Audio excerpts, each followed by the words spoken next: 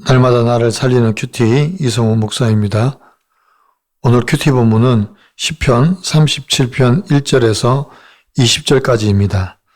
하나님, 내 길을 여호와께 맡기며 살기를 원합니다. 말씀해 주시옵소서. 듣겠습니다. 내 길을 여호와께 맡기며 살려면 첫째로 여호와를 의뢰하고 선을 행해야 합니다. 1절과 2절에서 악을 행하는 자들 때문에 불평하지 말며 불의를 행하는 자들을 시기하지 말지어다. 그들은 풀과 같이 속히 배임을 당할 것이며 푸른 채소같이 세잔할 것이미로다 라고 합니다. 우리 주변에는 불의한 방법으로 성공하는 사람들이 참 많지 않습니까? 그들이 부와 명예를 누리는 모습을 보면 왜 하나님께서 이를 허락하시는가 라는 의문이 들 때도 있습니다. 다윗은 이런 감정이 자연스러울 수 있지만 그것에 사로잡히지 말라고 권면합니다. 왜냐하면 그들은 풀과 같이 속기 배임을 당할 것이기 때문입니다. 악인의 번영은 잠깐이며 그들의 성공은 풀과 같이 속히 배이고 시들 것이기 때문입니다. 다윗은 의인을 위한 대안을 제시합니다. 먼저 여호와를 의뢰하라고 합니다. 이것은 우리의 안전과 행복은 외부 환경에서 오는 것이 아니라 하나님과의 관계에서 온다는 것을 말합니다. 또 여호와를 기뻐하라고 합니다. 왜냐하면 하나님께서 우리 가운데 소원을 두고 행하시기 때문입니다. 내 길을 여호와께 맡기라는 것은 우리의 모든 계획과 미래를 하나님께 맡기면 그가 이루시고 반드시 하나님의 의가 승리하는 것을 보이시기 때문입니다. 적용해 보세요.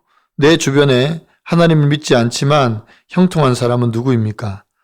그들을 볼 때 나는 어떤 기분이 듭니까? 부럽습니까? 애통합니까?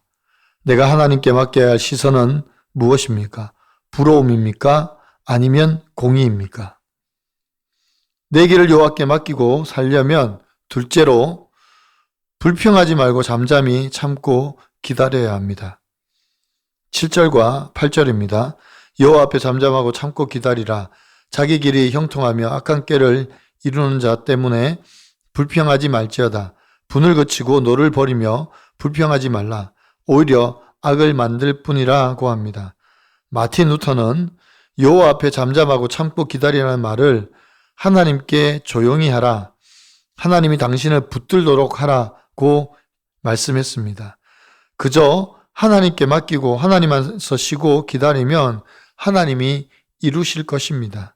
이것이 또한 우리의 계획이나 생각보다 하나님의 계획이 더 크고 지혜롭다는 것을 인정하라는 말씀입니다. 그래서 불평하지 말고 분노를 그치고 노를 버리라고 합니다.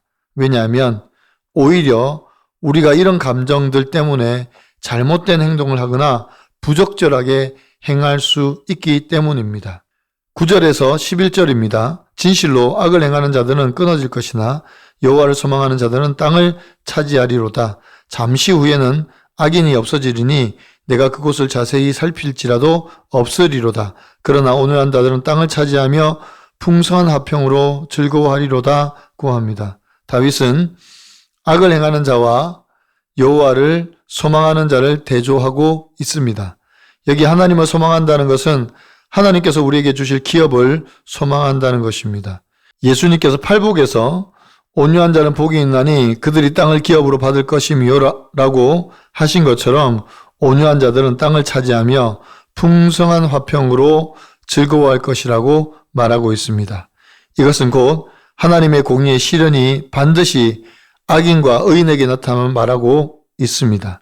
그래서 우리는 참고 기다리면 하나님의 공의가 실현될 것이고 의인들에게는 땅을 기업으로 얻는 풍성한 화평을 주실 것입니다. 적용해 보십시오. 나는 악인의 형통을 보고 불평하거나 속상해하지 않습니까? 지금 내가 하나님께 온전히 맡기고 참고 기다려야 할 일은 무엇입니까? 아들의 고난 가운데 내가 세상 성공을 쫓아 살던 불량 감자 같은 불량 아빠였음을 고백하고 내 죄를 직면하고 회개하게 하심으로 기근 가운데 풍성함을 경험하게 하신 하나님께 감사드린다는 한 성도님의 큐티인 묵상 간증입니다. 연구직 공무원인 저는 감자를 연구하기에 산골에서 근무하다 보니 저의 자녀들도 전 교생이 10명 남짓한 분교를 다녀야 했습니다.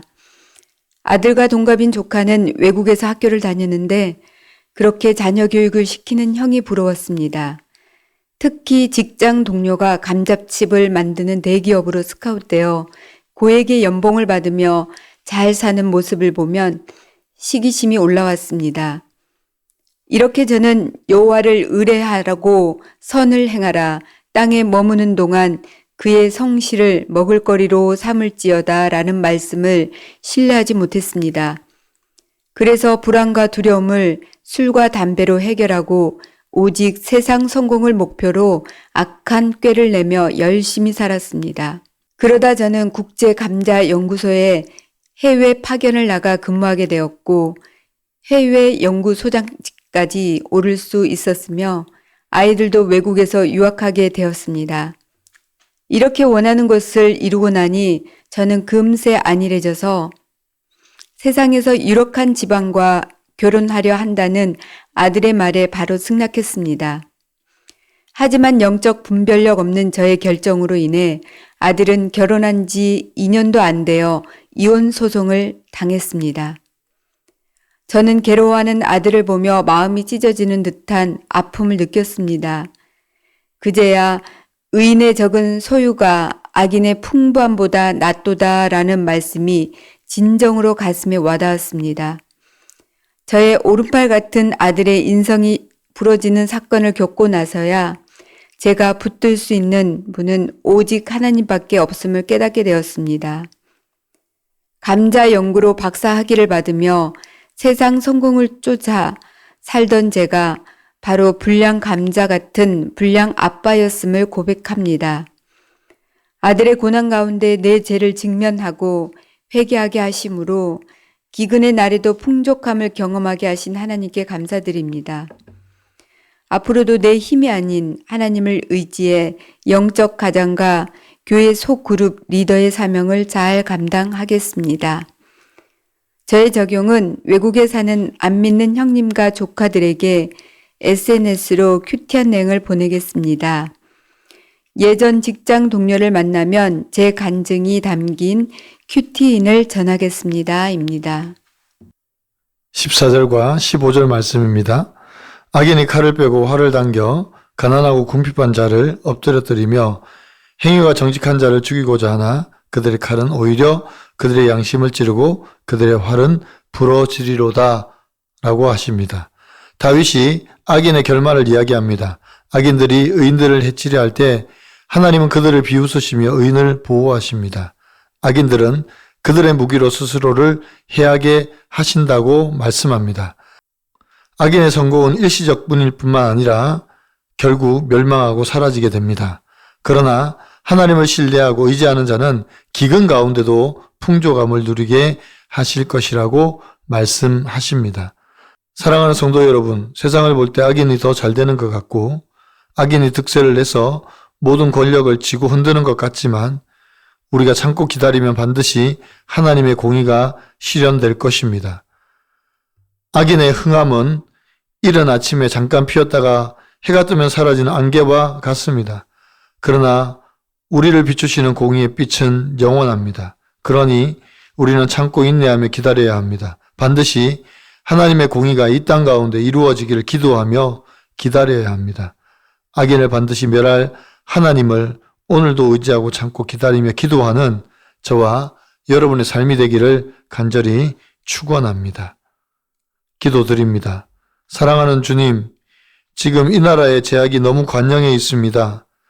사람을 살리는 법을 만드는 것이 아니라 사람을 죽이는 법을 만들고 있습니다. 또한 기독교와 교회를 핍박하기 위해 차별금지법과 같은 법안들을 상정해서 만들려고 하고 있습니다. 주님, 반드시 악인이 득세하는 것을 막아주시고 하나님의 공의가 이 땅 가운데 실현될 수 있도록 도와주시옵소서. 악인의 득세를 보고 불평하는 저희들입니다. 하나님을 전적으로 신뢰하지 못하는 저희를 용서하여 주시고 이제는 참고 기다리며 기도하는 저희들의 모습이 되게 하여 주시옵소서.